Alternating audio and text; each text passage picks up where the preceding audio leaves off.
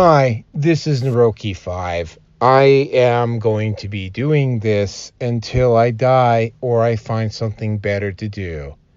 So please help me achieve this personal and, I think, noble objective by contributing to my Patreon or Subscribestar.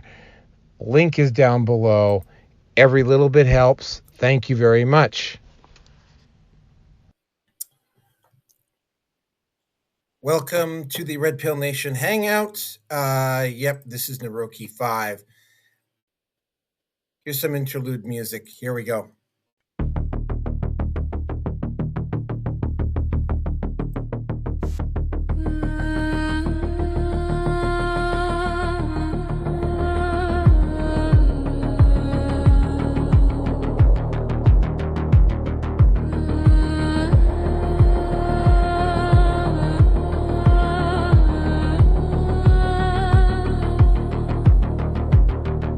Signal bleeds across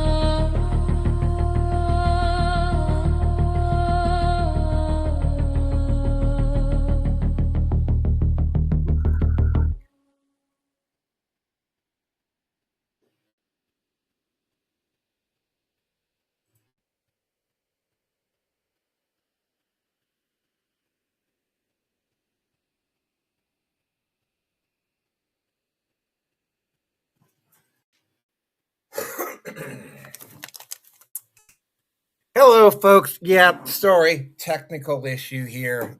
Sorry about the slight delay in return in regards to the topics here. I had to do some. I had to make some corrections to the settings here. Just hold on a second. Let me just see if they kicked in properly. And they did. Okay, so yeah, welcome to the Roki 5 live stream number 24. Yeah, I'm gonna try to limit this down to about try to limit it down to as close to under an hour and a half as humanly possible. This is mostly, and I do have actual links for most of the topics today.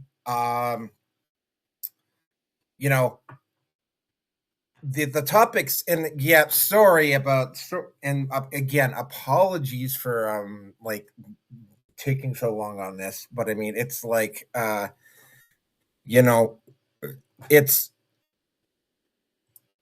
it's been it's been a bit of a it's been a bit of a bit of a show here.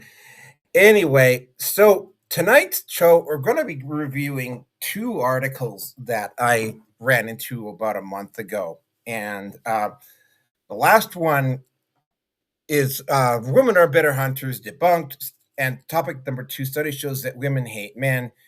There's a videos and all sorts of other stuff there that you can take a look at. And topic number three is reaching really hard, otherwise known as the cherry picking. Now, for those of you who don't know, in terms of actual size of account, I am at the following. I am at Rumble, BitChute, Odyssey, MGTOW TV, YouTube, and Bredion. I wonder what my count is at Odyssey here. I can getting very, very close to 200 total combined on Odyssey. Where am I at? I am currently I'm at 196, so I'm 4 short on Odyssey.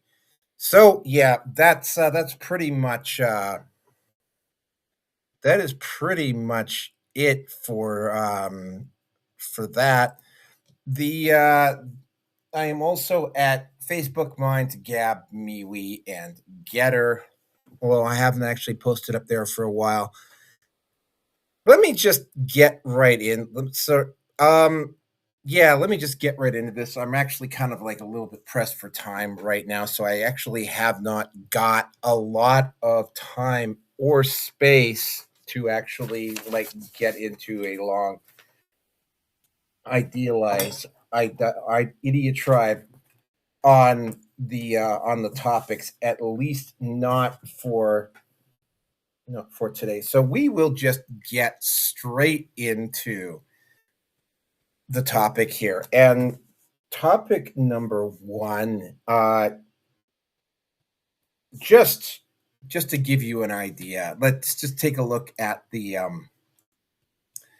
now this was brought for, oh my god, now I can't even remember her name. Now hold on a second. Women may be better hunters than men.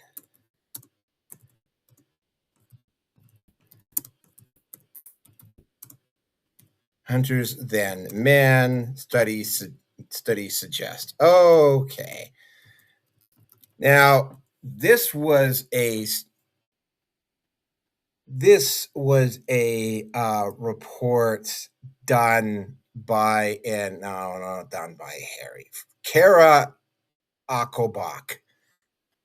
Now I went through the whole article, and what it more or less came down to is that she based this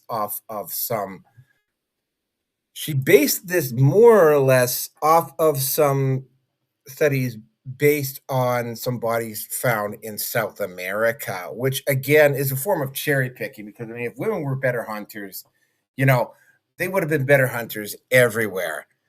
Uh, you know,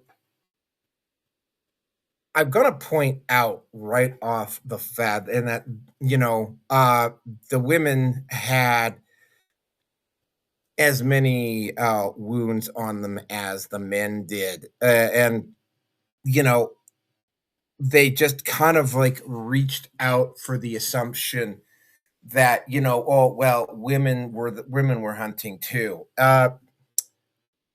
You know, this runs completely contrary because I mean, like it's not it actually it is within living memory. There are still places on the planet where primitive hunter-gatherer groups still exist. And observation of those groups has clearly indicated that, like for the most part, the men were the ones that went out into the wilds and did the hunt and are doing the hunting, and the women stay close to home and look after the domestic situation. Now, I am going before we even get into this. Um, try not to get into too many try not to run off of too many conclusions when I actually show you the photo of the woman that put forward this study, because it's like, yeah, it's kind of shocking. Yeah, that's the woman. This is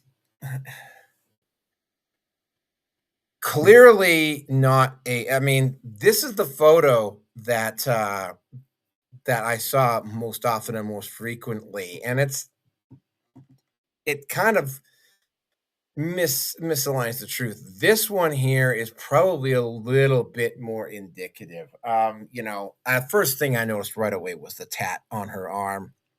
Uh yeah, here's another photo. Clearly, this is not a woman that goes out into the field and does a lot of in the field research. This is also clearly not a woman that that is and got any interest in evil psych or even into evil anything. Uh this looks and this was pointed out on social media. And again, social media is not necessarily the best place to do this, but social media it got pointed out. It was like, yeah, this is not a woman that has would be described as having a really prominent physical life. Also, based on the photos that you could see, I mean, again, you're not supposed to judge by you're not supposed to judge a book by its cover, but I mean, you're taking a look at this. But I mean, you take a look at this, you take a look at this woman, and I mean, it if it is potentially gonna be some mangina or some white knight out there saying, "Well, how can you tell? Blah blah blah blah blah." It's like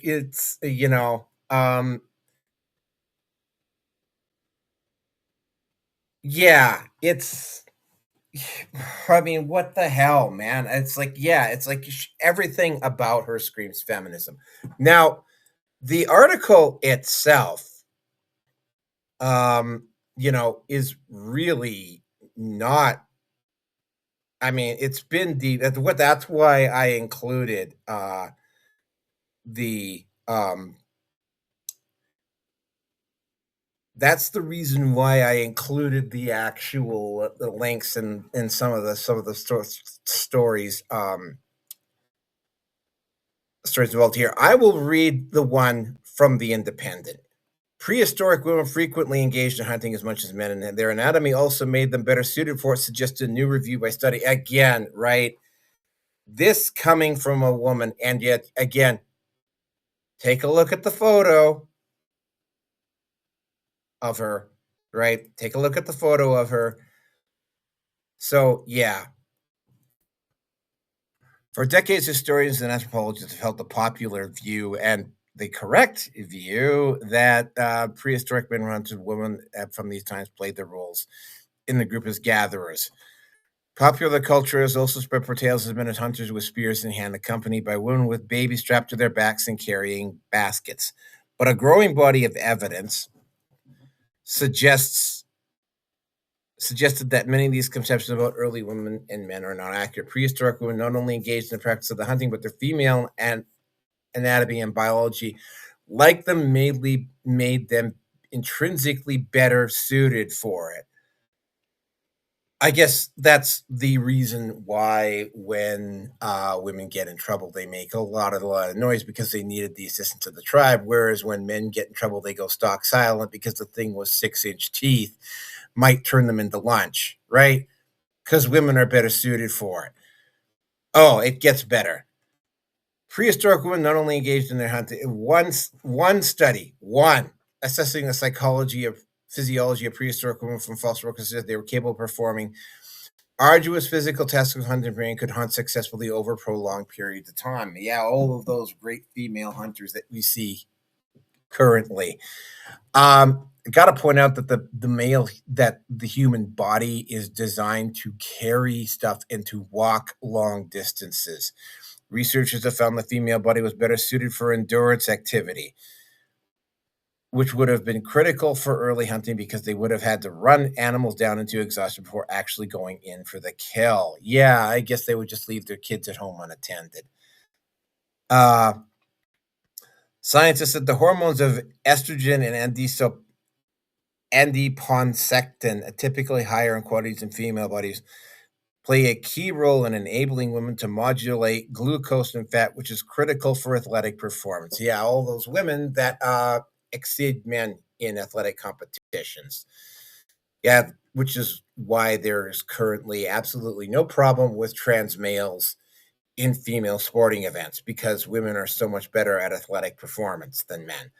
Citing an example, they said that estrogen plays an important role in fat metabolism and helps women keep going longer and delay fatigue. Okay, there's a big difference between not getting fatigued and actually being able to hunt. There's a big difference between that. Wider hip structure also enabled women to rotate their hips and lengthen their steps. Again, which is why women are so much better and so much faster at walking. The longer steps you can take, the cheaper they are metabolically. And when you look at human physiology this way, you can think of women as marathon runners versus men as powerlifters. Says study co-author Kara Akobach from the University of Notre Dame in the U.S. Studying early human fossil scientists identified a number of traumatic injuries similar to those by modern day rodeo clowns. The injuries were found on the head and chest, similar to one was kicked by an animal. Again, right? There may have been a collective group effort in hunting down larger animals, right? Also, tribal warfare might also explain some of that. They found the rate of patterns of these injuries and wear and tear were equal in both prehistoric men and women. Wow, people who live in the same environment suffer the same injuries. Oh, it just keeps getting better. As such, we find that both male and females have the same resulting injuries when we look at their fossil records. That doesn't prove that they were better hunters. So they were both participating in ambush style hunting of large game. Yeah, again, right? She said, researchers have also unearthed in recent times remains of early women hunters lived 9,000. Yeah, this is the one about in South America, and were buried with their hunting weapons. One tribe does not. That's a form of cherry picking. I will actually be discussing the concept of cherry picking later on. You don't often get buried with something unless it's important to you or with something that you frequently used in your life, said Dr. Akabach. Research also indicates prehistoric women did not abandon hunting while pregnant, breastfeeding, or carrying children. Um, so what? The kids and the infants just looked after themselves, did they? Nor do we see in deep past any indication of strict sexual division of labor. Well, okay, again, right? There is kind of almost, I would say, gynocentrism, but a kind of group collective effort that occurs at the tribal level. I mean, I really don't think that Mr. Caveman walking around was concerned about losing his status to the high priestess, right? Or to his wife, right? There weren't enough people living in groups to be specialized in different tasks. Everyone had to be generals to survive. Even the two new studies were published in the journal American Anthropologist. Okay, first of all, yeah, their excuse on this is collectivism, that everybody had to pitch in certain tasks across a period of time. Now, the only problem with that is that even at the tribal level, there was probably a guy that was probably better person that was probably better at tracking. There's probably a couple of guys that were actually better at throwing spears or if they had primitive arrows, using primitive arrows.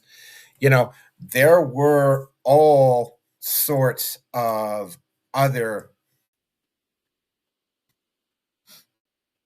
like, even at the tribal level, there were certain people that probably did things better than other people. And so there would have been a strict definition of labor. Also, there's also the one big issue about this, and feminists go into this one quite a bit. It's like, oh, well, you lose the incubator if you lose the female. Women are not as disposable as men, right? If women were out hunting and moving or going outside the safety of the clan or the tribe, you know, they would have been subject to the men are designed to be disposable. In fact, you know, women, especially back in hunter gatherer days, if you lose the woman, you lose the womb, right? That's what it really boiled down to. Women were just not as disposable as men.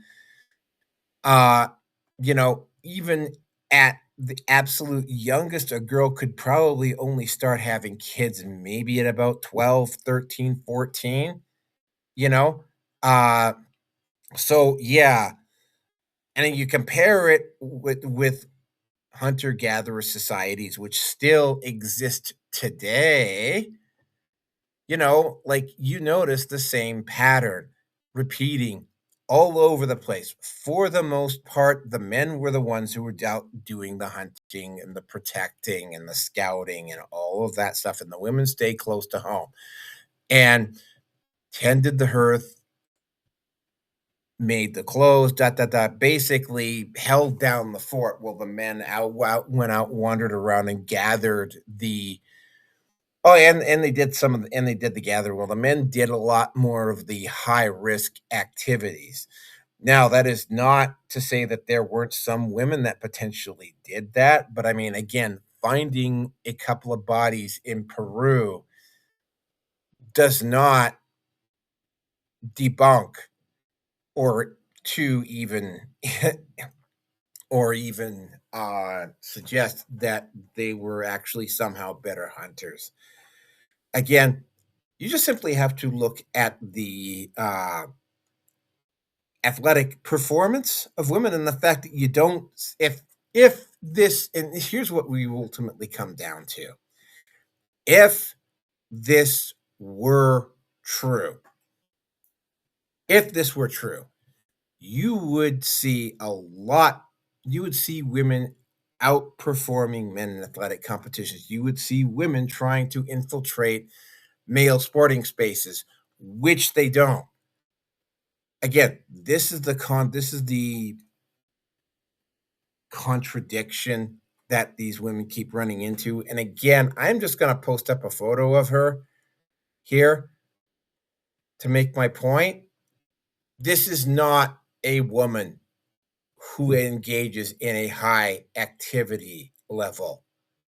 This is not a woman that can relate to hunter gatherers, because I mean, the closest thing she's ever gone to gathering is maybe gathering potato chips at a at a university banquet. or something. This is not a woman that knows about how rigor. This is not a woman that has engaged in rigorous physical activity. Okay, the first photos I saw of her were actually pretty flattering, but were this photo doesn't it makes her look very intellectual, but also makes her look feminist. But when you actually take a look at this photo and this photo, the whole thing falls apart. So you know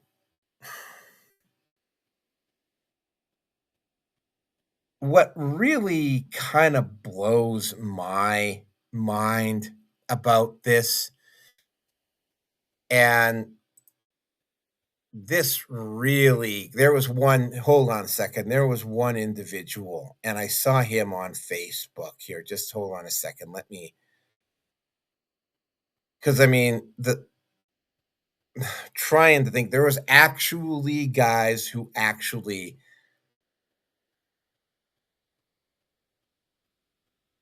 oh, here it is. This one. Nothing new to me. I'm actually interested in tribes that have similar lives to our ancestors, and 80% of them statistically females and males hunt. Okay, that actually kind of makes sense. Shocking, but throwing a spear or using most of the tools is not about strength but technique. Yeah, I guess that's why you have women competing in females competing in male sport, because technique beats out raw strength.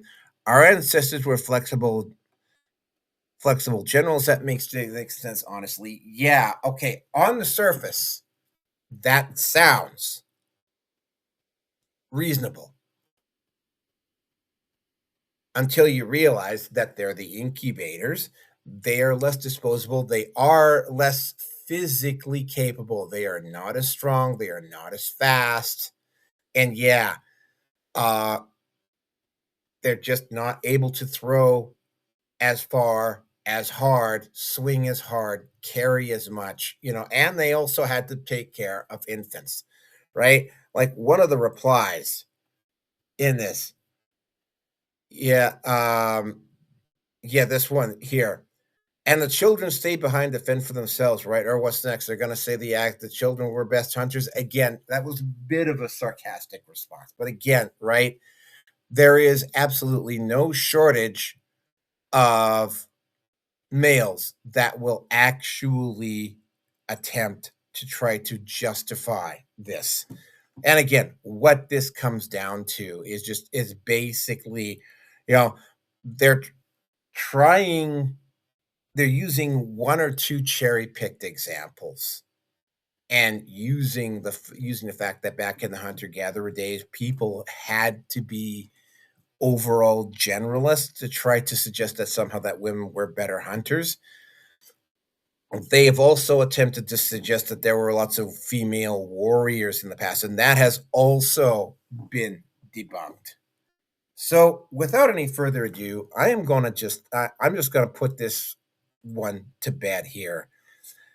Because I got two more sections to cover here. So yeah, I'm gonna put some transition music on, and I got one more thing to put up here. So here we go. This transition music is Inspirational Traveling Symphony. You've heard it on Red Pill Nation before, but here we go again.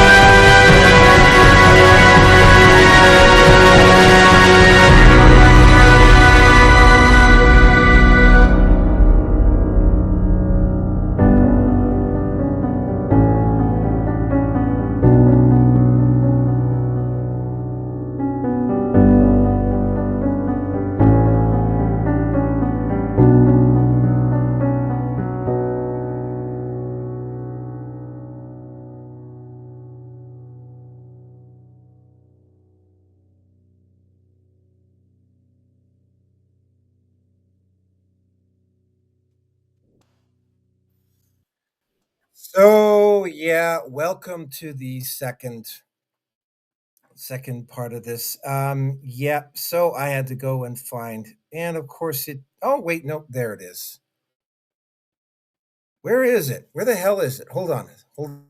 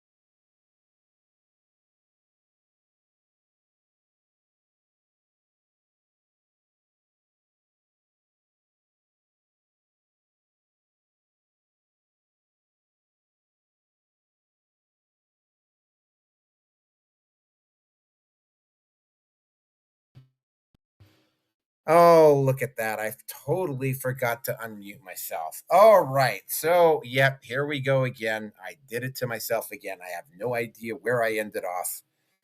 So, yeah, I'm going to have to go all the way back to the beginning. So, yeah, this particular section is based on an article that came out in the New Statesman.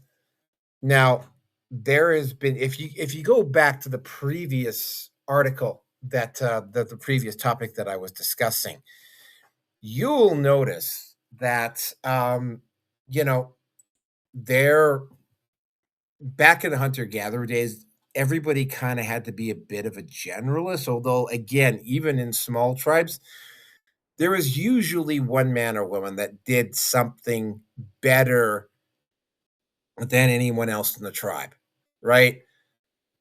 Ultimately, and this reflected itself when, the Europeans came over to North America, and when they find tribes that exist that are still hunter gatherer. There are still hunter gatherer societies on this planet right now. You still find the same tribal dynamic taking place, right?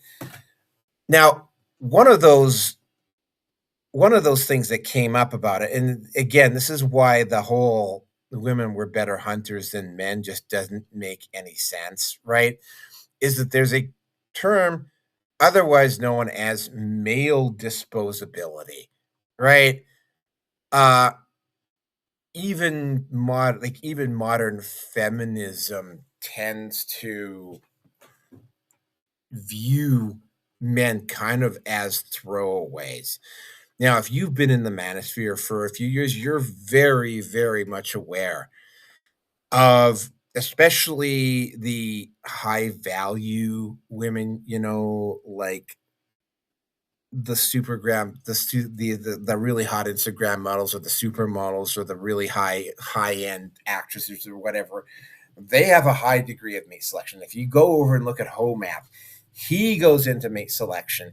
There have been studies and reports and things done again of a non-scientific nature because again academia is just reeking with feminists at this point. The the whole situation is there's a general attitude of male disposability.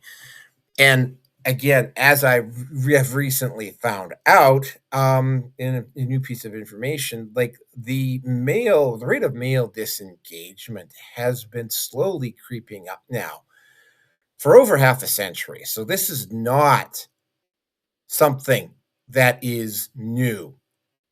Far from it. This is not something that is new. Very few we've known about. However, very few. I occasionally run into topics where they will talk a lot about men, but we don't necessarily look at the lot of the situation of women in their attitudes towards men. However, the New Statesman actually did do something, and this was done on April 15th, 2026. Meet the angry young women. Across Britain, a radical new feminism is arising. Oh, for God's sakes. All right. If you're feeling overwhelmed by the MC, God's sakes. All right. So hold on a second here. I have to go over to Internet Archive and I have to get the archived version of it. So, yeah, if you're so I'm just going to keep talking here while I go over to the Internet Archive and get this particular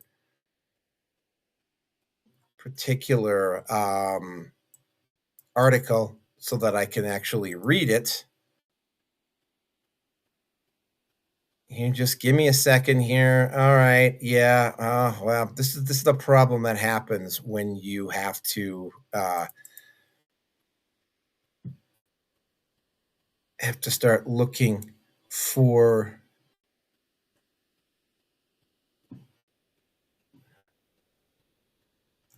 Okay, come on. Where is it? Web.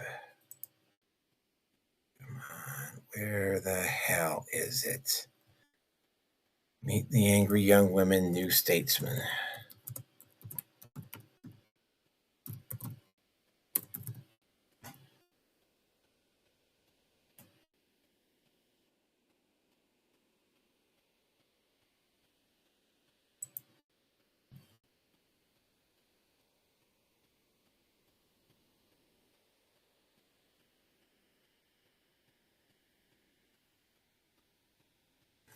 Come on, where the hell is it? All right, yeah, I'm still looking here. I had it here somewhere. Okay, hold on a second.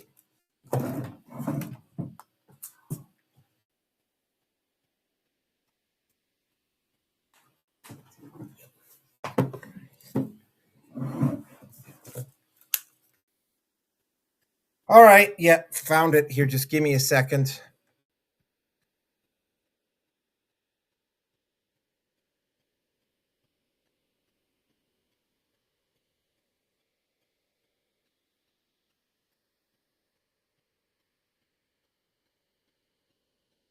All right, found it. All right, yes, okay, I had to go to my phone, but I found it. All right, so yeah, Meet the Angry Young Woman by Emily Lawford. Okay. Yeah, I like how she drops.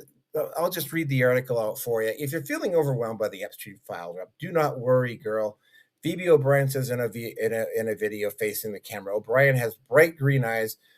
Three. Why is it always with the nose rings? Three silver nose rings, crop blonde hair. The Epstein class wants you to hate every other group. She tells her 80,000 TikTok followers. Migrants, brown people, poor people, disabled people, trans people. O'Brien is one of the many young, often attractive female influencers whose content spans various left wing and anti imperialist causes. Each week she posts softly lit videos of her sounds denouncing Keir Starmer, Donald Trump, and Israel. Yeah, so, again, I have covered this in the past. And what I have noticed is that, like I said, if you go back and you look at some of the stuff, you'll see some of the memes that I was responding to, and I had to just stop doing it because because it was like I could have turned my entire channel just into meme reactions, and that's not what this wanted to be. I will tell you this much about it though: Phoebe O'Brien is another example of that. I watched a lot of O'Brien's posts before I messaged her. I wanted to understand how she got this kind of content. In February, met in a cafe in Southeast London. She wore a kafaya and sipped hot chocolate and told me how the latest Jeffrey Epstein revelations had energized her. It made right wingers who claim to care about women and children's safety look like hypocrites. No, it doesn't. Right? Again, right? You're just making, she's making the assumption that the right wing somehow magically supported Epstein.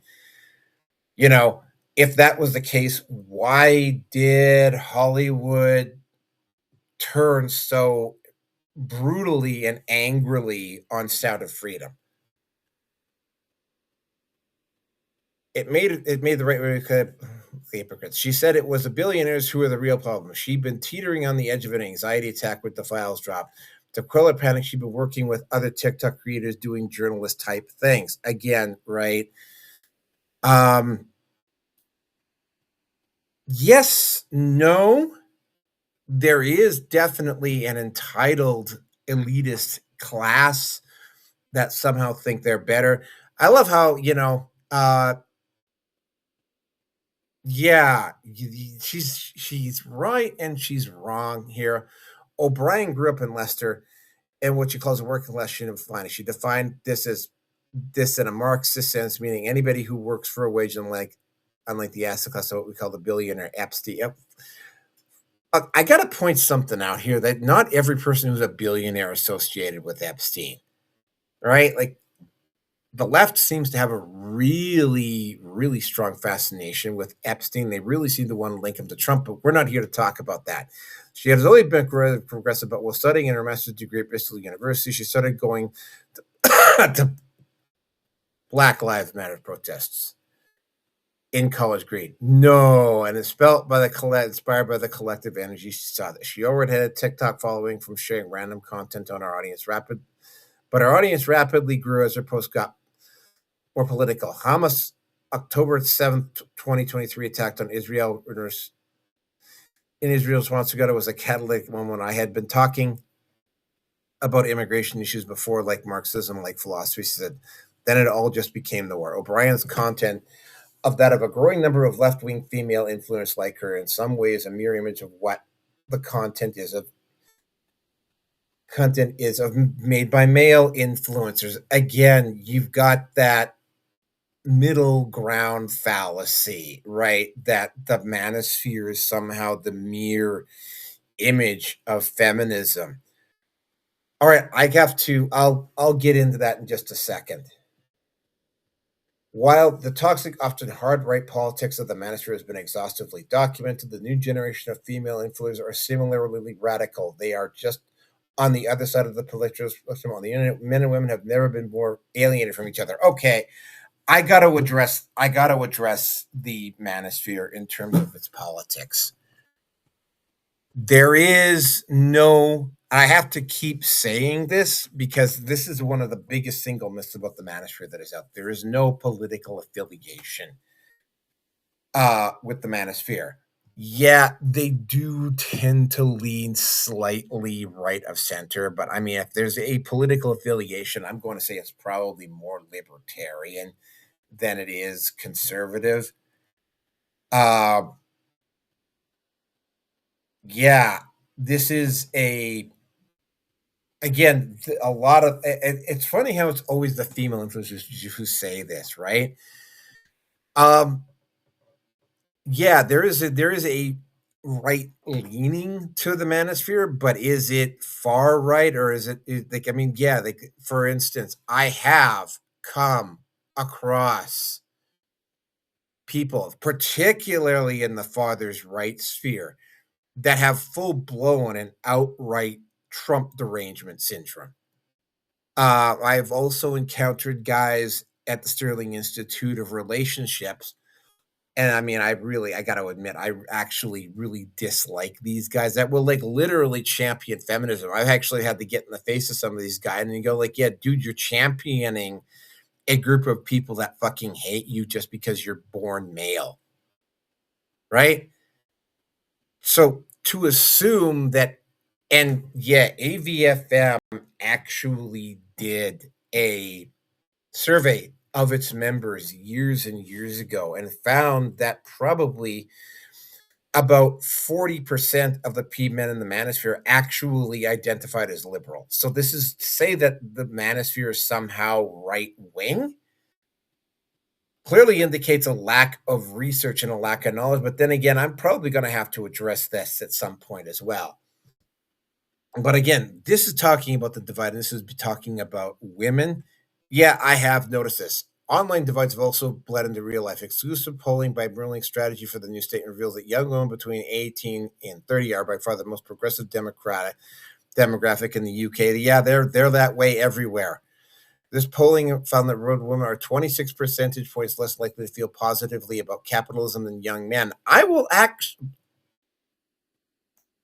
and are much less feel the economy works in their favor. They are much more pessimistic about the future, their own and everyone else's. They also feel much more negatively towards young men, and yet than young, much more negatively towards young men than young men feel about them. Yeah, well, the indoctrination by feminism has been pretty solid and complete.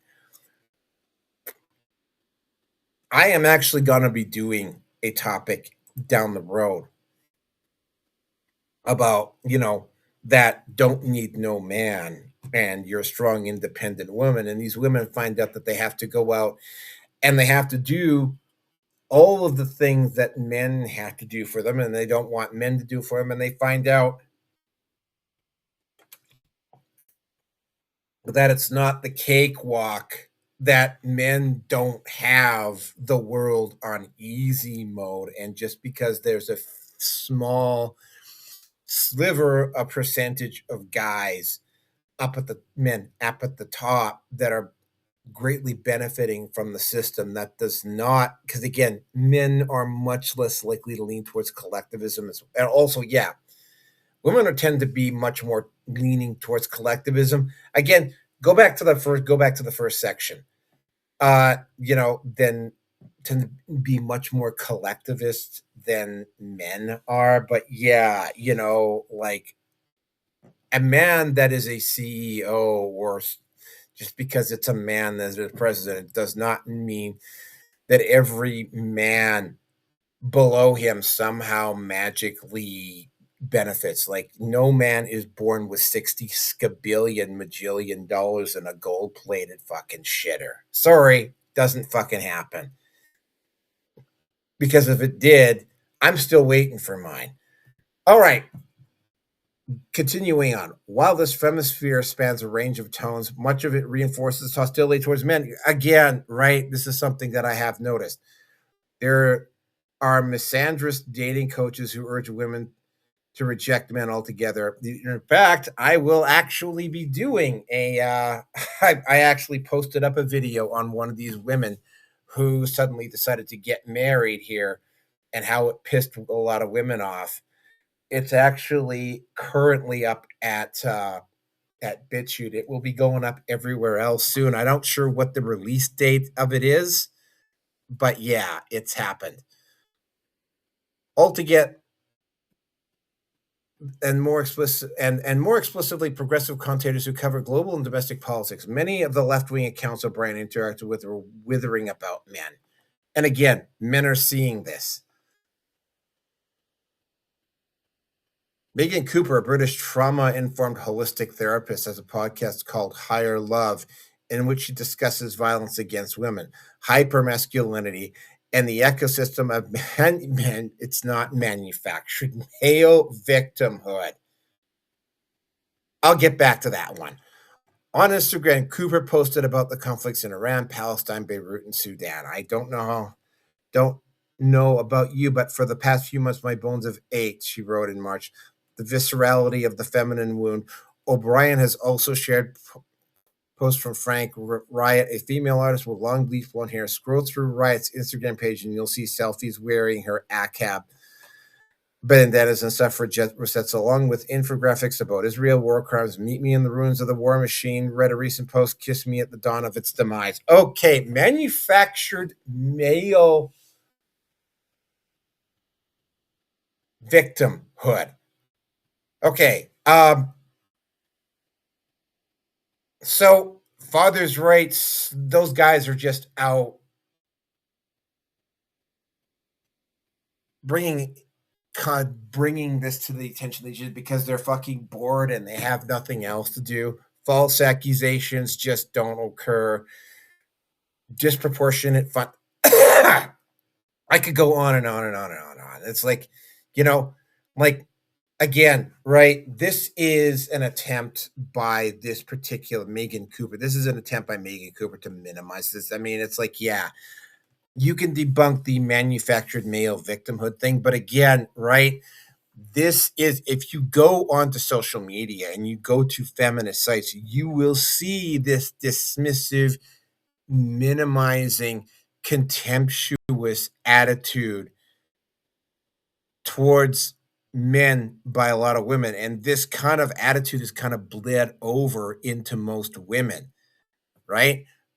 And plus the actual toxic dating scene itself. Continuing on here, O'Brien told me she considers herself a revolutionary rather than an activist. A revolutionary is more, I want systemic change. I don't want to exist with these same systems. I want to be an instrument of the revolution. She said she felt anxious, seeking injustice and doing nothing. It was a physical sensation in the center of her body. Perhaps this is why women are more likely to be progressive than men, she speculated. Women tend to be a little bit more connected with their bodies and their physical sensations and emotions. Again, right?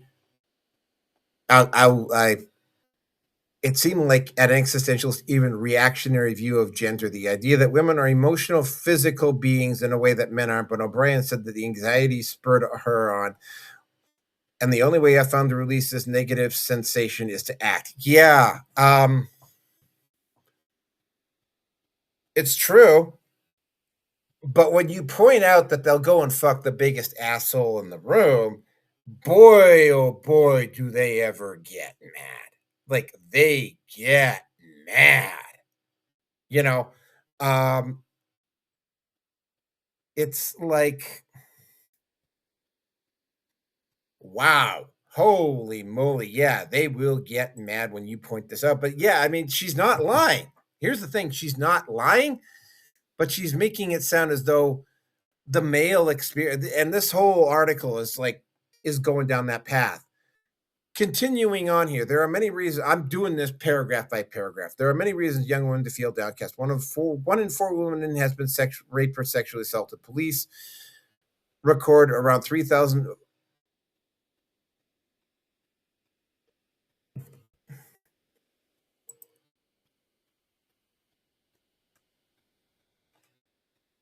Sorry, somebody wanted me to join their podcast. The economic 3,000 related to violence against women and girls each day. The economic outlook for all young people, meanwhile, is fairly bleak. Strikingly, a poll number of newspapers since just more privileged women are the most pessimistic of all. I'm going to bite my tongue until I'm done here. Women in the middle class professions are less likely to say they feel valued by society and less likely to believe that if they work hard, they will succeed in life compared with their working class counterparts. Young men are now more likely to be unemployed than young women, yet young women are far more financially cynical. They are 21 points less likely than young men to believe they will ever out earn. White women are more likely to feel the country is racist than non-white women. Okay, going through this again, right? Is you have to really go into the nuts and bolts of this, right? They make all these claims about the number of sexual offenses committed against women, but you had that very recent case where that one girl, and they also had that one, I can't remember what her name was. She was an AI girl, and she was actually protesting against Muslim influence. She was just an AI girl, and boy, did that ever, but that ever pissed them off. I can't remember what her name was, Amelia, I think. But there was also a girl in Scotland about 3 weeks earlier that literally brandished a weapon against a Muslim guy who was potentially trying to abduct her little sister. And I saw very, very few feminists. In fact, I didn't see any rush to her defense. You know, uh, I saw a lot of people trying to dogpile her, including a couple people that even went so far as to suggest that she actually should be charged with a crime for defending her sister from a potential pedophile. But, they bring this up. And again, right, like there's this underlying, oh, well, it's all capitalism's fault. I'm starting to really put two and two together here. What I'm realizing is what these women are discovering is that, you know, like, and again, going back to the first article, right? Like the quote unquote disposable male was kind of indirectly shielding them from the consequences of their own actions. So now that they have to actually step out and do it themselves, they're finding out that it's not the cakewalk that they thought it was. Yeah, I got some shockingly, men don't have it on easy mode. But yeah, blaming capitalism for it and trying to change the system requires force. Just gonna throw this out there. Requires force doctrine to do it. It's gonna be very hard to initiate force doctrine when the people that you rely upon to instigate the force are not gonna cooperate with you because you've been spending the last 50 years alienating them and making them feel bad just because they're male. Right? So you see where this is going. Continuing on with the article, the lack of hope among this new wave of progressive educated young women surprised me. In 2015, my school set up its first feminist society. We read Caitlin Moore and Naomi Wolf, and we joined the political face groups arguing with teenage boys about terms like intersexual feminism and structural racism. Oh, don't even get me started about that. We talk, yeah, this is an issue that's been kind of like going on in the black background. Rape culture's been kind of slowly coming back as a concept. We talked about rape culture, Black Lives Matter, where the tanning was cultural appropriation, and if shaving her armpits was a capitulation to the male gaze. But young women have become more disaffected over the years.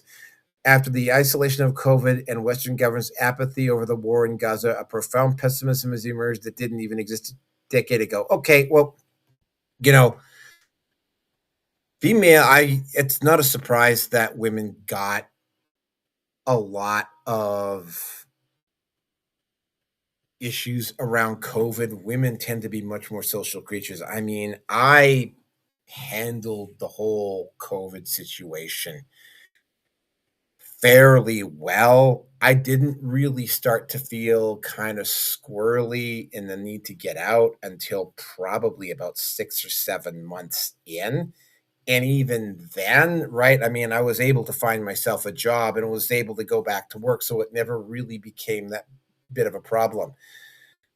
The whole Gaza situation is a massive astroturf event. And again, right? The actions of the people that have been participating in that been kind of a bit of a turnoff, to be quite honest with you. And, I'm not going to sit here and attempt to justify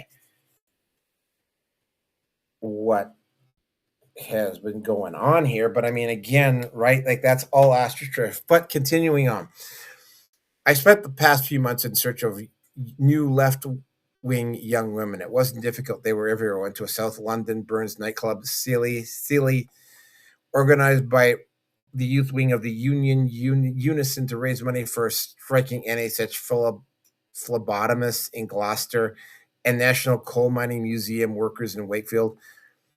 As it was for about 80% women, 80% dancing pairs were organized by height, not gender.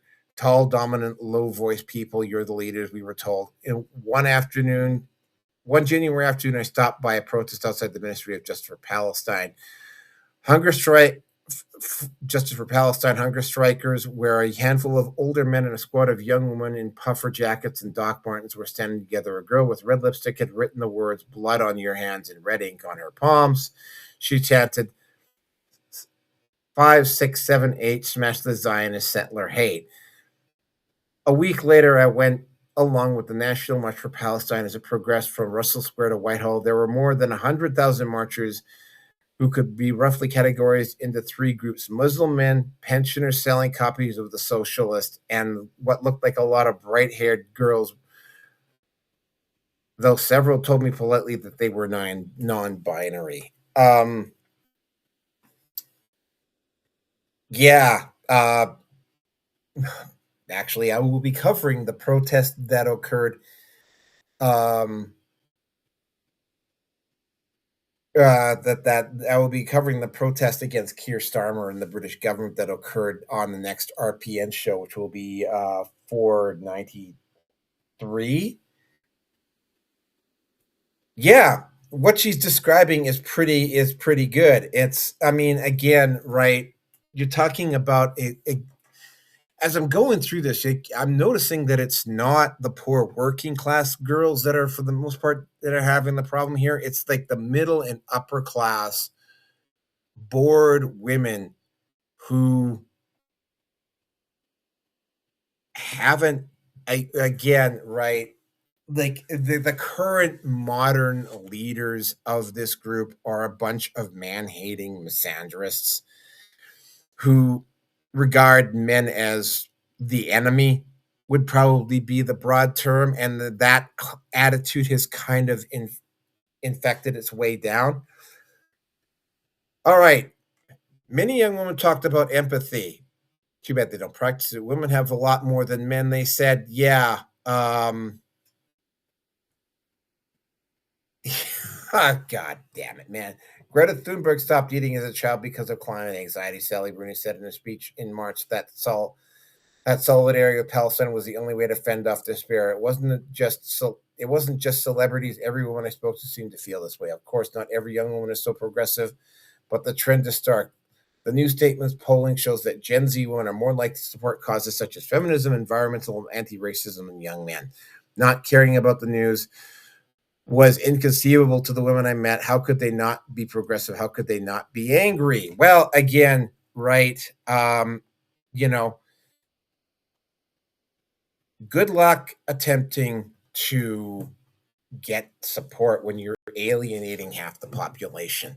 One early spring evening, I went to Minsk, a performance, a, a performance night in aid of Five for Five, a crowdfunder for transgender causes. It was held at the Feminist Library in Peckham and free for dolls, trans women, cheaper for other trans people, and about a tenner for cis people.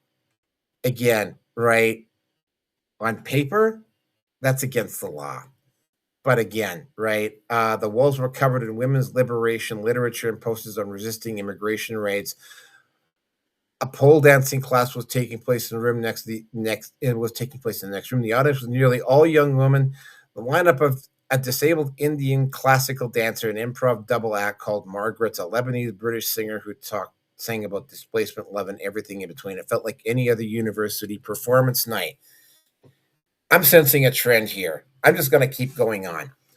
A performer named called Angel was doing a monologue about her former job in the bookshop. She read extracts from the book called Morning Glory. Oh my God, Morning Glory Milking Farm.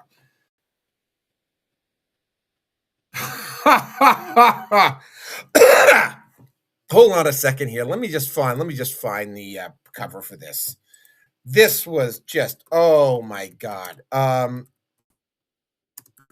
Let me just see if I can find this, because this is just one of the most stupid fucking books that I have ever come across. But for whatever reason, man, like, it was incredibly popular with women. And yeah, hold on a second here. Let me just find it here. Um oh my God, I never thought I would be having to bring this up again.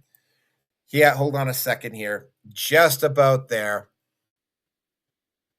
Just give me a moment here. Yeah, Morning Glory Milking Farm. Okay. This this is, they don't want, they, to quote Shoe on Head here, somebody that I'm not a particularly huge fan of, right? But I mean, you know, like, finding this particular, like, this book just was ridiculously popular in feminist circles. And what this was, and I mean, basically, like, these bulls, whatever, where they were milking them for their semen, for lack of a better term, to to breed with women. And like the biggest and strongest of them, wherever were participating in this. It's like, oh, let me just continue. A romance fantasy smut novel about a milkmaid and a minotaur. Yeah, basically jerking this minotaur off for his seed. When I Google the book, the first result on YouTube described as a critique about late stage capitalism. So the very fact that this book even exists and that it's popular, just Angel and toxic masculinity. Angel read aloud from this novel. She wondered what it would be like to be fucked by a bull. She paused. I've never had that thought. Maybe it's because I'm gay. Maybe it's because you're normal. Oh my God. Okay. Morning Glory Milking Farm. Okay. Shoe on Head probably did the best rebuke of this book. Yeah. Ultimately, what it comes down to is Morning Glory Milking Farm is, they don't want this. What I think makes this book so particularly popular is that, I mean, they still want the rugged masculine male, but they can't openly admit that they want it because that would be toxic masculinity. So it's like, yeah, they can have the bull be a complete whipped prick and literally chew on head reads from the book to make that point. Continuing on here, as Angel analyzed the problematic racial undertones of Morning Glory Milking Farm, I noticed a young woman sitting next to me a little confused. She told me her name was Anna. She was 27 and she lived nearby. She stumbled in the feminist library after reading a poster outside. She wasn't especially impressed. Yeah, no kidding.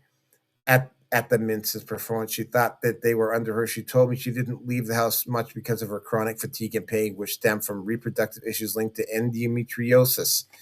She ran an Instagram account in which she posted information about chronic illness. She interacted with a lot of other accounts dedicated to social justice, where they all posted similar kinds of content, mostly memes of like the world burning. Anna was convinced that pain was an intrinsic part of being female. Women are the ones that give birth. She said periods hurt. Early sexual experiences were often painful and pleasureless. You're taught to expect pain when you have sex. You're taught that so many forms of discomfort are normal. And yeah, and somehow they think that males are privileged. And when they found out that they had to do the same thing that men had to do, suddenly, oh no, they can't take accountability for their choices. It's capitalism's fault. And of course, Morning Glory Milking Farm. Oh my God. I'm going to keep that. I'm just going to keep that photo up there for a while. When Anna talked about sex, I was struck by how she almost immediately sounded like American writer Andrea Dworkin. Ew, one of the most misandric, hateful, ugly people that has probably ever been born. Like O'Brien, the influencer, Anna connected her radicalism to the inherent pain of being female because apparently males don't suffer. Uh, it was not far off of how previous generations of feminists might have connected their politics to gendered violence, but the root of younger women complaints didn't seem to be simply misogyny. It was more and more amorphous, touching on almost everything about capitalism, about Britain, about their lives. Anna's politics had become more radical during the process of getting personal independent payments for her disability. She felt getting payments for her disability. She felt the whole system was set up against her. The experience made her feel dehumanized. Again, right? Apparently, guys, apparently, guys don't have to go through this. They just make requests and just automatically gets filled in for them. I no longer feel politically aligned with this country, she said. No, isn't there a labor government in the UK right now? Running block for Muslims as we speak. Same thing with Canada. She said she told me that her accounts she follows are run online by women or disabled or queer people. There is a real sense of panic and hopelessness, she said about politics. We have politics that aren't looking after us. We have a government that doesn't give a shit about it, shit if genocide happens. Well, again, right? They talk about this, and they're not far off, but they somehow seem to think this is only happening to them. Like they minimize the fact that it seems to be happening. Like it's happening as much, if not more, to the men. Anna has a boyfriend who she described as a fucking Labrador. He's reading books about how climate change isn't actually a big deal. It's hard to separate from the fact that he's not really faced much adversity in his life as a straight white man. Yeah, actually, everybody faces adversity. It's just not the type of adversity that you have to go through. Who was privately educated? She said, I'm probably the adversity in his life. No, you're probably not the adversity in his life, right? That is racist and classist, and you would expect someone who comes from a Marxist background to have that. When he and his friends talked about the world of politics, it sounded very different from the way she talked with her friends, who were either female or non-binary. She couldn't imagine a group of men sitting around the pub saying things like, "I'm worried about that the DWP is doing to disabled people." Yeah, I sorry, I've never this. That's just one of those statements, kind of like Millie Alcock talking about how men feel entitled to women's bodies and talk about it. And it's like, I mean, I've never, when even guys in the manosphere, I've not heard say stuff like that. Anna didn't seem to be like a man hater, but she is. I do. kind of feel like the more revolutionary spaces that I'm drawn to are primarily disabled led and queer led spaces. They're spaces in groups of people from the fringes of society that they're. If you have an entire month dedicated to you and every corporation has rainbow symbols for a month and they keep trying to expand into other areas, you're not on the fringes.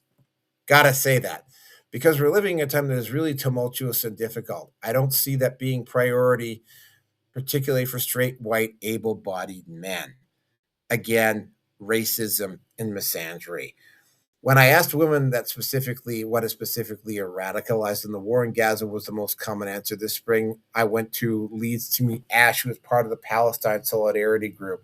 The group is made up of mostly women. She told me they organize the Gaza fundraising events like bazaars and drag shows that attend regularly Sunday morning pro-Palestine marches throughout the city.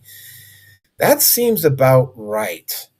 You know, that also explains a lot as to why, for the most part, when I've seen videos of this event, I see either Muslim men, women, or guys that look like their T count is like 3. And again, there are exceptions to that rule. There's always exceptions to that rule, but that's generally what I see. That explains quite a bit. The Solidarity Group had raised more than £7,000 this year to support Palestinians. She felt anxious she wasn't doing enough to help. I feel a lot of guilt, even though I didn't commit any war crimes. Politics was Ash's whole life. She spent much more time on her activism than her university work. And when she met up with friends, they talk about their lives, but it would always return to politics. She didn't like the UK. She was scared of racism and the far right. And outside of her female friends, she didn't think people cared about the issues that mattered most to her. There's nothing for me in this country. She said, you grew up in the most privileged class in the world, lady. You know, the answer is out there for them. You know, dare I say it? They have to take the red pill, right? They have to, women are going to probably be required to take the red pill and go through a process similar to what men are going through. That's just a thought because it's like obviously the options being presented to them are either all astroturf, fake, or with very rare exceptions, you're not seeing women willingly stepping out of the group because again, right, women are much more susceptible to groupthink than men are. Ash told me she didn't have any plans for a future. I kind of put my personal life and personal goals and personal advancement on the side because I'm involved with these Palestine things, she said. If I could do something to make someone else comfortable, I should. Okay. Ash first noticed that men felt the impact of the war less keenly when she lived in 2020 for captains outside the student union. One May evening, Israel struck a Palestinian camp in Tel Al Sultan in the southern Gaza Strip. The attack caused a blaze that set tents alight and killed 45 people. Ash remembered watching videos of the attack, feeling cold and hopeless. Several women began openly weeping. The main students were mainly preoccupied with planning the next day's protest. I feel like sometimes men don't feel the gravity of thousands of people have died. Again, it's hundreds, not thousands, to my knowledge. Men have to take a step back to actually see the situation and empathize with the person, but they don't. And the system is set up for you to benefit. It really doesn't matter. Sorry, again, right? This strange belief that feminists have that all men are somehow, especially white men, are born with 68 fucking scabillion dollars and a copper and a gold plated shitter, right? Um, I wasn't sure how real or widespread this antipathy was towards people of the opposite gender. I've known several women who insisted they hated straight white men while evidently finding them enthralling. Again, go back to this photo right here, right? The reason why this particular book, I'm going to finish off the but it felt like the divides have grown wider since then. particularly among women who had gone to university or significantly to the left of their peers who hadn't. Again, the reason why Morning Glory Milking Farm is so good, so popular, is because, you know, you've got these big, huge, massive, muscular guys, and they're not men, they're animals. Therefore, it is much easier to objectify them than it is with, say, a male who's built that way. Continuing on here, because damn, this is a big ass article. It was Wednesday, and 7 members of the University of Leeds Feminist Society invited me to join their book swap. We were in a classroom of the health care wing, and there were a pile of books on the table. Margaret was the Peneleopod, Audre Lorde Zami, the new spelling of my name. Someone had brought along Heather Morris, the tattooist of Auschwitz. We debated whether Harry Potter gets more respect than the Hunger Games. I really don't care, because the main character is male. The racial politics of Wuthering Heights and sexual politics of this is like fucking proof. I don't want to start getting into class here, but this fucking that whole statement reeks of privileged upper middle class, and upper class women problems. The literary conversation was winding. As I asked the table how they felt about the young men they knew. I don't care for them, said the girl called Ruby imperiously. She had red hair and lots of silver jewelry. They're not bad people, but they refuse to call out friends who make other girls uncomfortable. Laugh at jokes about their race, sexist, and homophobic, except, of course, when women do it. They don't care about political issues, and I don't think they do care about the political issues, just not the ones that you do. I don't think they like women a lot.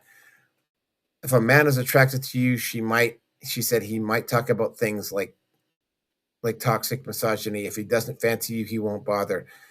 I feel like a lot of this is quite sexually motivated with men. So, wow. Again, shaming men for being men. I asked if they considered dating a man with different politics. They all immediately said no. Thank you very much, ladies, for doing that. Just based on what I'm reading, we should all be grateful. Said one girl, I don't think they don't even see you as human. You don't even see them as human. You don't even see men as human. That's what this article just keeps coming down to. One woman named Evelyn admitted having, although she was worried it made her a pick me trying too hard for male attention. Evelyn was concerned about what the men she knew were watching online. That's so said about being the stuff that's being said about women is crazy. It's not crazy. In fact, like going through this article is pretty much confirming it. She said they're getting these reels talking about like bad stuff about women. And I also get reels of women saying bad stuff about men. I try not to think not all men are like this, but again, right? Ruby had recently carried out a survey for a course. She has 30 final year students, 15 men and 15 women, how they vote in the next general election. Most of the women said Green or Labor. Men said Conservative or Lib Dem. All the women around the table told me they'd vote Green. Ruby also told me that her respondent asked her response where they see themselves when they're 30. Of the men, all but 2 said they wanted to be married with children. Only 3 women said the same. Even the women in relationships didn't want to get married. And this is a trend that's going to bear itself out. None of the leaders group found this surprising. Most of their friends felt that way. It's much a bigger deal for us to become mothers. We have to get rid of our career. Evelyn said, I'm not fully against kids. I just don't want to lose the other things to become just a mother. Again, what is wrong with just being a mother? I still want to be me, and I will probably lose that. Well, no, right? Things happen. You reinvent yourself. These women aren't outliers. According to the new statement polling, young women are twice as likely not to want children as young men. All the leads women told me they feared a reform government pushing them to have babies. One woman mentioned Suella Braverman's pledge to scrap the Equality Act to repeal other human rights laws. It feels just out of control. It all felt impossibly bleak. Most of the women I met were educated, engaging, bright, and charismatic, but they weren't excited about the futures. They didn't like the men they knew, or the idea of those they didn't. Men were just a threat to the threat who could harm or trap them most, and the most privileged women were often the most downcast. It also didn't feel like students trying on radicalism for fun. There's a real stratification of different groups under 30. The internet has pushed young men and women further apart. the people they interact with on the internet reinforce their beliefs. In a vicious cycle, the femisphere reflects both young women's disaffection and perpetuates the radicalizing them. A significant majority of young women feel isolated from the rest of the country. The two main political parties aren't reaching out to them specifically. They fear reform. Many say they will vote for the Greens in the upcoming local election, but very few seem to believe that it will make a difference. They don't feel represented by mainstream politics, and they don't think anyone cares. Oh my God. God damn, this is not a long article. The growing isolation could also have a profound long term consequences for British society. It will almost certainly make relationships harder. Fewer than half the young women feel it men understand them. Most women are much less likely than men to date people who disagree with the politics. People will get lonelier and angrier, and it's getting worse. Among those under 30, younger women feel the bleakest. Women under 25 are most likely to believe their things against me, no matter how hard I try. All the women I spoke to were involved in what they viewed as deeply moral missions to change the world, and they believed didn't care about them. Of course, it wasn't making them happy. It was to the kind of point, though, I think to be a person that cares about the world, said the Lee student with pink hair, you've got to be pessimistic. There's a guy uh goes by the name of Ho Math, and he has surmised in his studies that, women will look at, if they don't have children, then they will infantilize something else, either cats or other groups of people or whatever. So, you know, what is going on? And of course, right, because they seem to be, and they have not bothered to, for the most part, with very rare exceptions, have not bothered to reach out or try to speak to the male half of the audience and have bought into the feminist propaganda. Uh, they seem to be kind of clueless as to why guys like Andrew Tate and Andrew Tate being the most recognizable name in the manosphere, but not the only name in the manosphere, not even the biggest name. The issue that you're looking at here is like, yeah, there is definitely a growing divide there. And again, I have done Home Math and Psychor on YouTube have done a lot of stuff about this. But again, right, if you actually, and most of these women will never bother to do it, right? If you actually start going in and start asking questions up to the men in the manosphere about what is going on, you will usually get stuff like this. But I think one of the biggest telltale signs is Morning Glory Milking Farm, right? You know, big, broad, muscular. Again, if you haven't found Shoe on Head's review of this book, you really ought to go in because it's really worth the laugh. This is really it's you know when you look at this and you actually take a look at the studies, and by the way, there are links in the low bar about this, you will kind of understand what's going on here. But I kind of went on a little bit too long about this one, so I am going to move on to topic number 3. Yeah, I've gone on a little bit too long, but yeah, this is what's going on the women's side. And we all know what's going on. If you're in the manosphere, you know what's going on the men's side. At this point, right, I have openly questioned this. Is it worth even talking to them? No.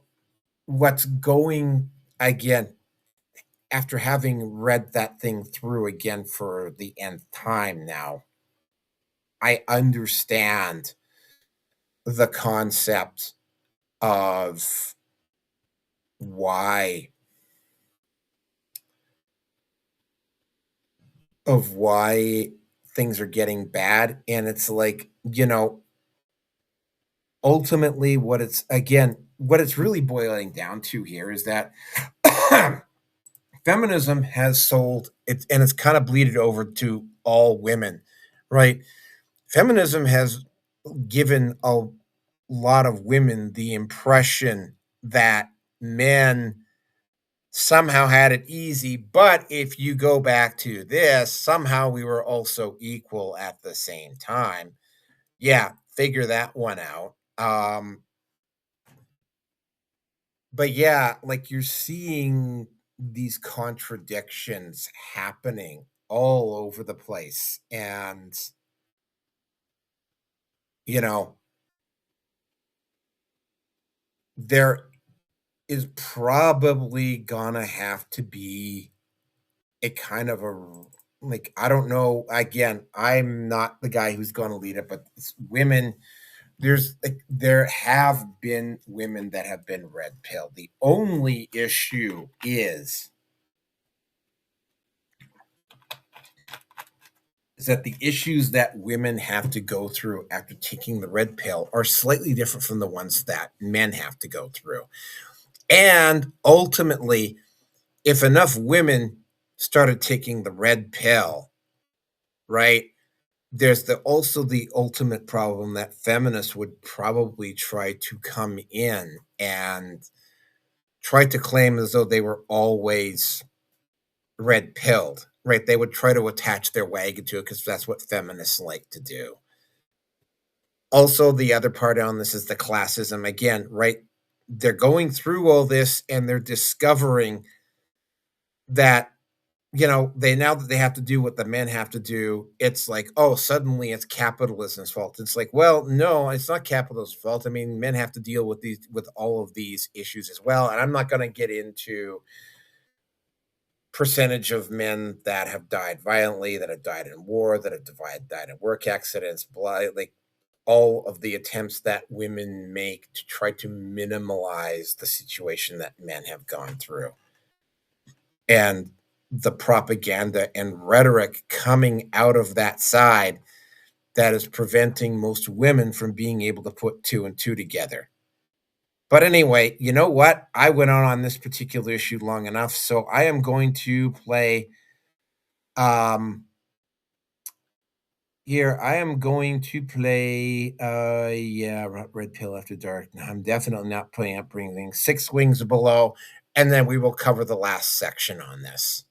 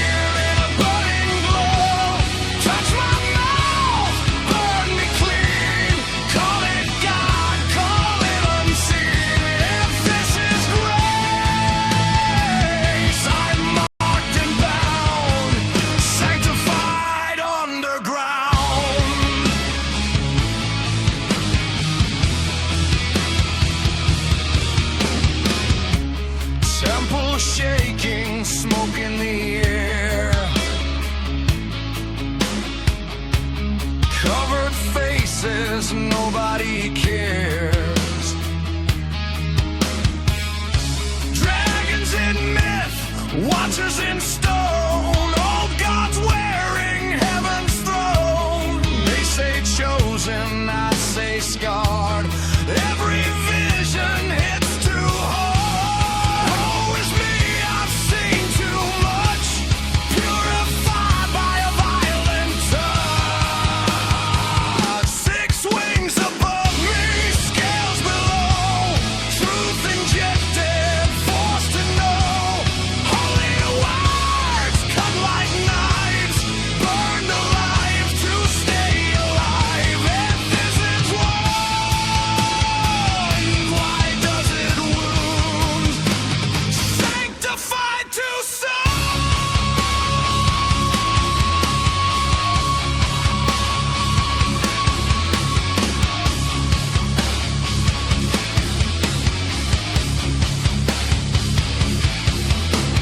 Coal on my lips, fire in my veins, washed of sin but left insane.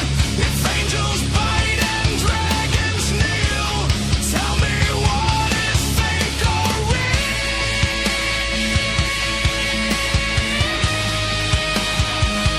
6 wings above me, scales below, no escape from what I know.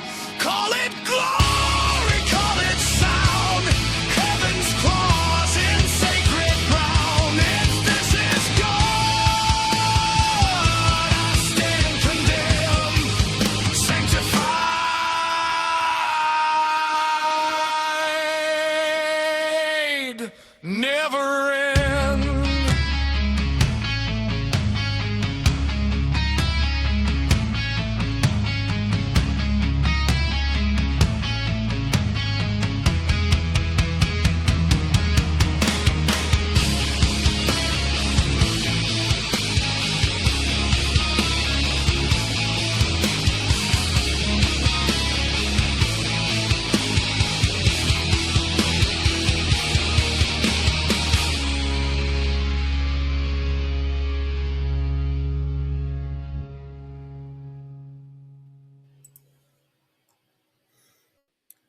And hold on a second here. Just resetting. I'm currently on Twitch. Hello to anybody, my one whole listener on Twitch, I think. Yeah, hello to the one whole listener on Twitch. Not that I get a whole lot of followers right now anyway. So, yeah, the last topic of the evening. And this one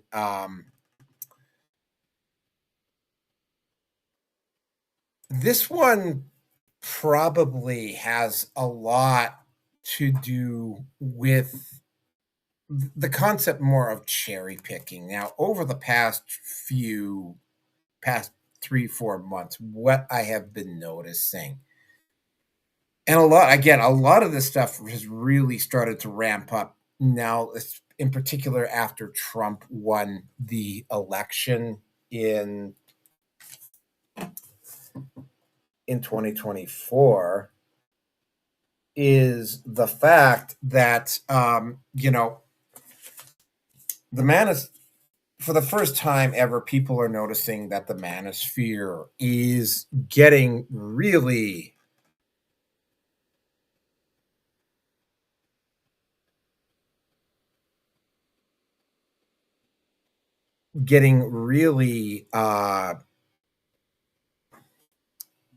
starting to really gain a lot of attention.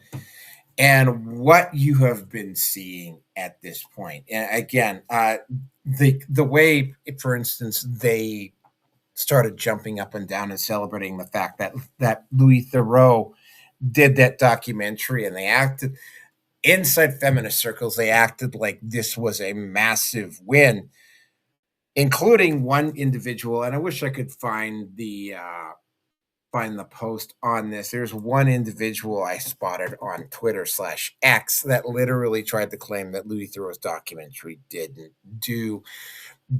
generational damage to the manosphere.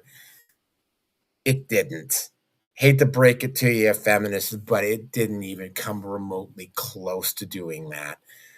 Now, and how do I know that? Because when you take a look at some of the other things that they have been doing, and they have been really, really reaching on some of this stuff, right? And they've been trying to make it about the personalities. But over the past, I'm just going to talk about two instances in particular, which have come up. Sorry, no, three, where oddly enough, one of them is Andrew Wilson, the other one was Andrew Tate, where they attempted to like take a small thing and make it out to be a whole lot larger than it actually was. The first one was Andrew Tate when he debated this transgender woman, and this transgender woman engaged in such a massive level of dishonesty that Andrew Wilson actually got flustered and actually lost his patience with this woman. Now, I've gone through most of again, right? I've gone through most of most of that debate. That woman got destroyed in that debate, right? And in numerous ways, and it was like, and she kept engaging in such rampant dishonesty that, I mean, eventually, I mean, even a guy with the patience of Andrew Wilson is going to lose it. What they attempted to do, what the feminine femisphere attempted to do, is they took that one instance where Andrew Wilson got really, really flustered, and they attempted to project that out as to, oh, well, Andrew Wilson has been totally defeated and everything he said has been completely debunked and debased. The manosphere was never going to recover, blah, blah, blah. It's like, again, right? And of course, when you challenge them on that, hold on a second.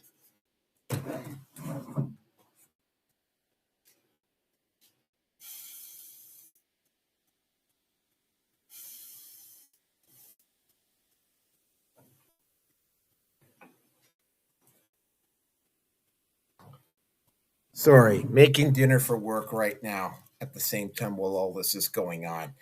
And when you challenge them on that, it's like you get name calling, ad hominem, repeating of the same story. But it's like, when you actually ask them, oh, well, really, how? What is the specific massive damage to Andrew Wilson's brand or to the manosphere or to the red pill or whatever that this particular moment did?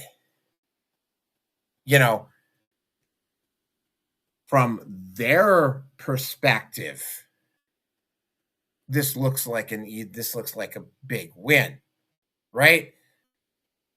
But if you actually take the step back and you look at it, it's like you got flustered for a moment with a woman that was quite clearly practicing levels of willful dishonesty that would have made even the most patient guy lose his patience with her. This is what's otherwise known as cherry picking. Now, this has been done twice now with Wilson, where they take one moment, and yeah, they're looking at the cherry picking fallacy. They take a single moment of something and they use that to represent the entire group, or in this case, so saying all cherries are blue, and they ignore the bigger picture. Louis Theroux's Inside the Man documentary is a rather expensive version of cherry picking. So they take the fact that this one woman managed to sorry, I'm just going to call him a fucking trans woman, right? This one trans woman got Andrew a little bit flustered because she was practicing knowing and willful ignorance on the issue to the point where Andrew Wilson got flustered. Or this other black woman who also was deliberately being snarky and condescending and did something that Andrew Wilson wasn't expecting. And Andrew Wilson, you have to take a look at the bigger picture. With the first woman, this one black chick, I can't remember what her name is, right? I saw that interview. I saw that debate. She didn't I don't think she gave a straight answer once. The other trans woman, I really don't think that she actually answered any questions or posts honestly either. Um, if you're going to look at one instance in its isolation and go, "Oh, well, you discredit the entire manosphere." It's like, okay, you know what? That only works in their circles. Their circles, and I'm actually going to probably have to do another issue on this because I'm actually kind of running low on time here. But in those circles, they're practicing levels of willful ignorance that kind of like defeat the purpose of what they're attempting to do, right? Because again, it's like if they don't know anything about the group that they're dealing with, then just simply rolling out endless amounts of misandry and rolling out endless amounts of rhetoric isn't really going to get the job done for them, right? And this is the issue that I think that we've been looking at with well with this is that I mean, you take these instances and they act and they try to blow them up into something bigger than they are. And I have challenged some of these people to give specific details as to how it is that these moments caused such massive damage when they clearly hadn't if they'd bothered to look, but they want to stay willfully ignorant. Now, there is a group of individuals that I've encountered that wants to stay willfully ignorant, and I will get to that at the end of it because I have one more example to go through here. And that is, and I'm going to have to say this right off the bat because every time I quote this guy, oh, well, you must be a Tate fan. It's like, no, I'm not a fucking Tate fan, right? But I had to find out about Tate because you idiots just can't seem to let him go. Andrew Tate lost a boxing match against a guy, and he first of all, he's an MMA fight. He was a trained MMA fighter, not a boxer. He lost a boxing match to a guy 15 years younger than him in our martial arts form, boxing that he is not super familiar with.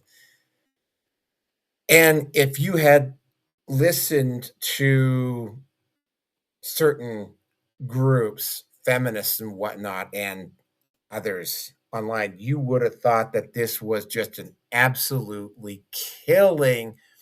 Oh, and they also tried to include Logan Paul. Guys, Logan Paul is not a member of the Manosphere, but they tried to throw Logan Paul in there as well. The fact that they tried to throw Logan Paul in there tells you how little they know about the actual Manosphere itself. Logan Paul is not a member of the Manosphere, but they tried to throw in those two boxing, particularly with Andrew Tate, as that this was somehow the absolutely killing critical blow that just delivered a devastating shot to the manosphere.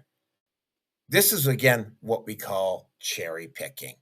If you have to take, I mean, if I applied that same, remember when I was talking about Andrea Dworkin earlier, and the second part of this, using that same logic, I could take some of the stuff that has happened recently, even some of the quotes that Andrea Dworkin has, or some of the stuff that I've quoted up when I was covering all those memes. I could take those quotes and use those to describe all women.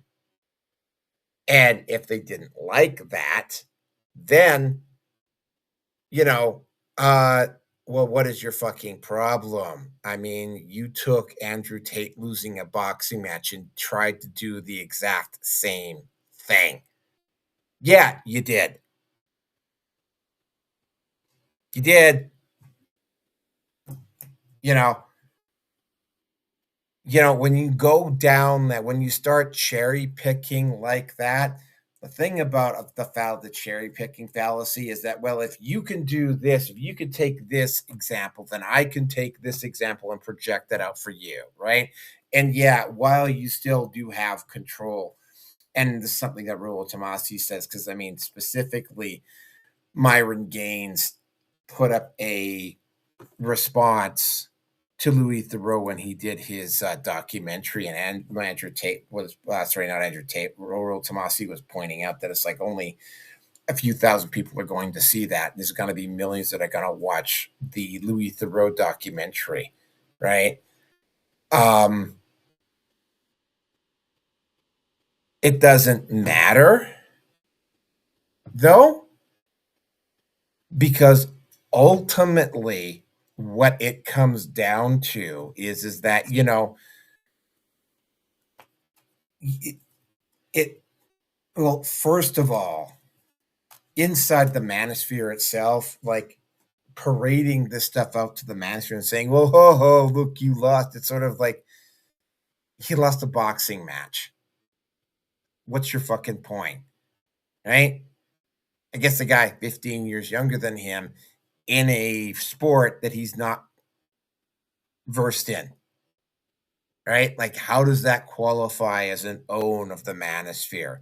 Especially when at the end of the boxing match they're hugging and the guy who just beat Tate is praising him and telling Tate what an inspiration he was to him, and that he was an inspiration just even stepping into the ring with him. Yeah, kind of left that part out. It's on my Instagram though, if you're curious about that. Link for the Instagram is going to be down in the low bar. What this is what you're seeing here is you're seeing people attempting to project, or you're seeing them trying to reach, because it's like, again, right? And this is, again, I got to go back to the Louis Theroux documentary. Louis Theroux didn't touch the issues of the manosphere, because if he had started touching on the issues of the manosphere, he would have been absolutely destroyed, right? You don't see these people talking about the issue of the men, or attempting to. I mean, you'll see Destiny kind of come up with like 2 + 2 = 3 kind of logic to be, or you'll get attempts like what I saw with on the previous post there, where you see women attempting to minimize or mock it, but they will never actually address the issue in a serious manner, because if they have to start to address, and I've seen this happen, when you see feminists attempt to address this issue in a serious manner, aka the Red Pill documentary by Cassie J, which is like, God, 12, 13 years ago now, you know, they're in for a rather shocked and rude surprise. So, as annoying, and this goes out to some of them, and as annoying as it is having to deal with this pathetic reaching and this pathetic cherry picking and taking these small little moments and trying to blow them up into these huge victories, and somehow that they own the manosphere because ... They just remember, right? That's all theater. Right? Are they going to get it? Are they going to figure it out? Stop thinking about women as they, and start asking, is that woman going to figure it out? Right? Because collectively, I don't think they are going to figure it out. And, you know, it's kind of hard to say this, but I mean, the very fact that they're having to resort to this type of a move is very indicative of where they are right now when it comes to the manosphere, right? They're having to nitpick, and they're having to try to dissect every little thing to find every little flaw to try to deliver some type of a blow, right? Or they have to get into the personalities, which is what Louis Theroux did. But I mean, you know, again, I'm going to keep saying this. They are not ever at least not I can see until things get really bad for them.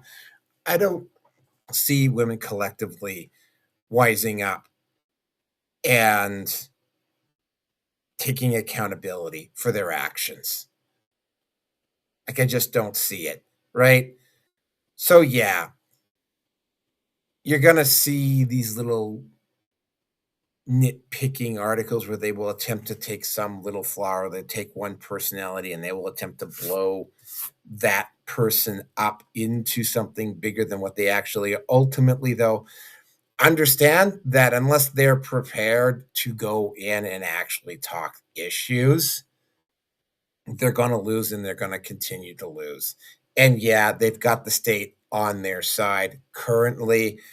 State's going to have much larger issues on its hands in less than a decade, because it's like, again, because again, if you go to Psychor, he talks about this, right? Like, you know, you spent a whole generation demonizing boys for being boys and men for being men. And you expect these guys are going to go fucking fight for you?